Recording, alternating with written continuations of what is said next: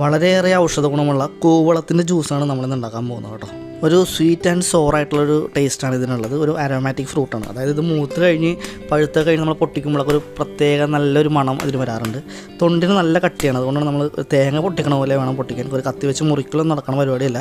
കുറച്ചധികം നേരം തട്ടിമുട്ടിയാണ് നമ്മളിത് പൊട്ടിച്ചത്. പൊട്ടിച്ച് കഴിയുമ്പോൾ അകത്ത് കാണുന്ന കാഴ്ച ഇങ്ങനെയാണ്. ഒരുപാട് നാരുകൾ അടങ്ങിയ ഒരു ഫ്രൂട്ടാണ്. ശരിക്കും ഒരുപാട് ഗുണങ്ങളുണ്ട്. നമ്മൾ പറഞ്ഞാൽ തീരാത്തത്ര ഗുണങ്ങൾ ഇതിനുണ്ട്. ഇതിനെ നമ്മൾ ബെയിൽ ഫ്രൂട്ട് എന്ന് പറയാറുണ്ട്, വുഡ് ആപ്പിൾ എന്ന് പറയാറുണ്ട്. അങ്ങനെ പല പേരിൽ ഇത് അറിയപ്പെടുന്നുണ്ട് കേട്ടോ. അപ്പോൾ നമ്മളൊരു സ്പൂണും കൊണ്ട് അകത്ത് നമ്മൾ കാർവ് ചെയ്ത് പുറത്തേക്ക് എടുക്കണം. അപ്പോൾ നമ്മൾ നോക്കുമ്പോൾ കാണാം ഒരു തേൻ പോലത്തെ ഒരു സംഭവം ഇതിൻ്റെ അകത്ത് വന്നത്. ഇപ്പോൾ നിങ്ങൾ കണ്ടിട്ടുണ്ടാവും. അങ്ങനത്തെ ഒരു ജെല്ലി പോലത്തെ സംഭവം ഇതിൻ്റെ അകത്തുണ്ട്. അപ്പോൾ അതെല്ലാം കൂടി നമ്മൾ സ്കൂപ്പ് ചെയ്ത് ഒരു ബൗളിലേക്ക് ഇടുകയാണ്.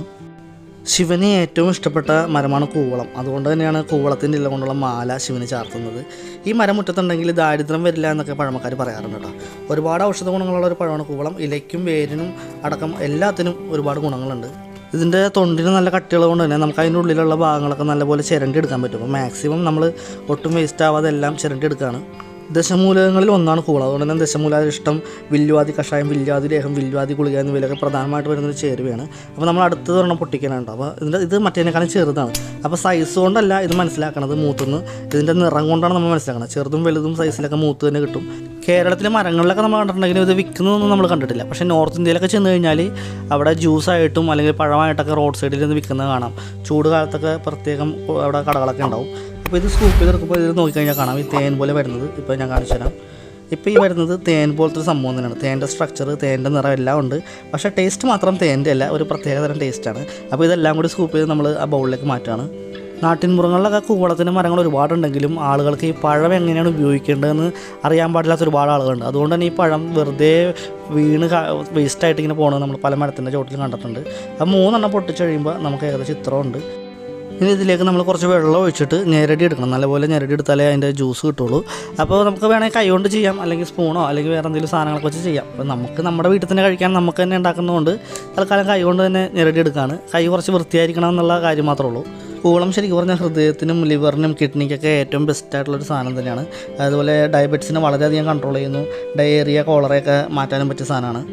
അപ്പോൾ നമ്മൾ വെള്ളം ഒഴിച്ച് കുറച്ച് ഞെരടി കഴിയുമ്പോൾ അവസാനം ഇതുപോലത്തെ സ്റ്റേജിലെത്തും കേട്ടോ.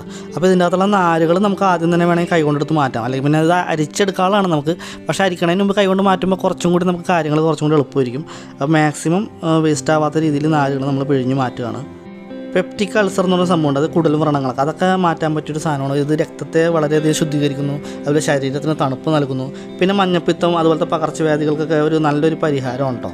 ഇനി നമ്മളൊരു അരിപ്പ് ഉപയോഗിച്ച് അരിച്ച് മാറ്റുകയാണ്. ഇതിനേക്കാളും അടുപ്പം കുറഞ്ഞതും വേണമെങ്കിൽ ഉപയോഗിക്കാം കേട്ടോ. കൂവളത്തിൽ beta carotene, protein, riboflavin and vitamin C പോലത്തെ ഒരുപാട് ന്യൂട്രിയൻസ് അടങ്ങിയിട്ടുണ്ട്. അതുപോലെ കാൽസ്യം, പൊട്ടാസ്യം, ഫൈബർ അങ്ങനത്തെ ഒരുപാട് മിനറൽസും അടങ്ങിയിട്ടുണ്ട്.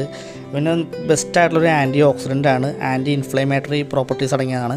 അപ്പോൾ നമ്മൾ ഗ്ലാസ്സിലേക്ക് മാറ്റി കുറച്ച് പഞ്ചസാര ചേർക്കാനുണ്ട്. ചിലവർ ശർക്കര ഉപയോഗിക്കാറുണ്ട്, ചിലവർ തേൻ ഉപയോഗിച്ച് കഴിക്കാറുണ്ട്, ചിലവർ ഇതൊന്നും ചേർക്കാണ്ട് കഴിക്കാറുണ്ട്.